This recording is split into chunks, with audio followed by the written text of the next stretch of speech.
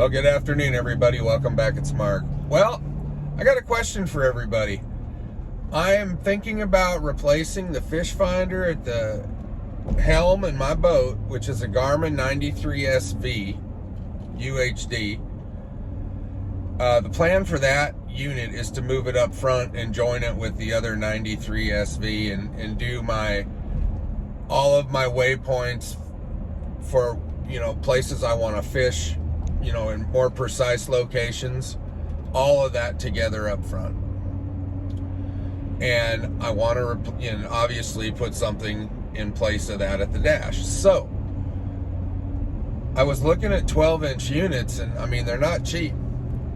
And I don't spend a ton of time driving the boat around, which maybe I need to, and start using side imaging more and trying to, find other things I don't know about. But the deal is 12-inch fish finders are a couple $1,000s plus.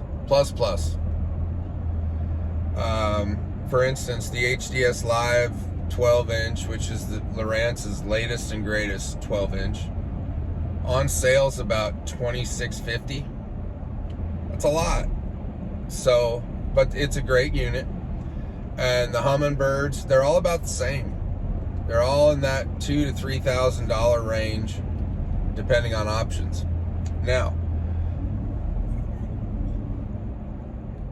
my two options basically right now as it stands, Walmart has a banging deal right now on Lowrance Elite Ti2 12-inch fish finders with the 3-in-1 transducer. So you're getting the side imaging, down imaging, and chirp, as well as it has preloaded C-maps, which I have a C-map card. I'm not familiar with the preloaded stuff, so I'd have to see, but irrelevant.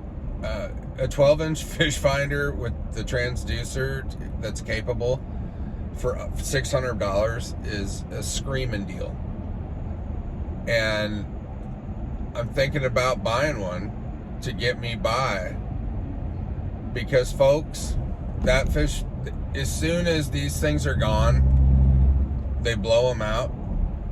These fish finders are going to be $800, $900 used on the used market if you want to sell it. That's just the way it is. 12-inch fish finders go on sale once in a blue moon. People jump on them, and then everybody wishes they bought one, and then they pop up for sale and people make a handsome profit.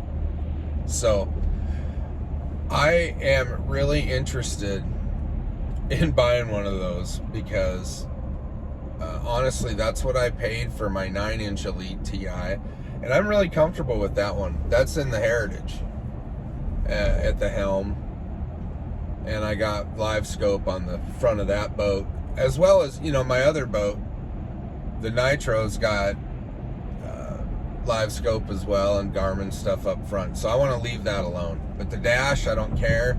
I just want something I'm comfortable with to do some side imaging and have a big enough screen where I can do multiple things and have a good view of what's going on.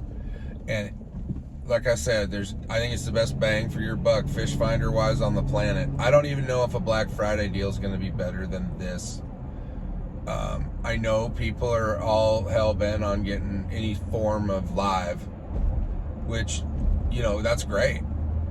But as far as like a fish finder for most people on this planet, this Elite Ti you're not going to beat for the money.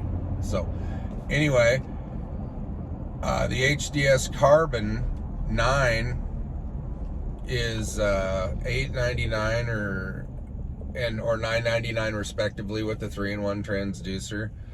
That's a pretty good unit in the 9-inch range price wise, because right around that price range you're going to be looking for a Lowrance anyway, would be the Elite FS, which is the one after the Elite Ti2 of the 12-inch we just talked about.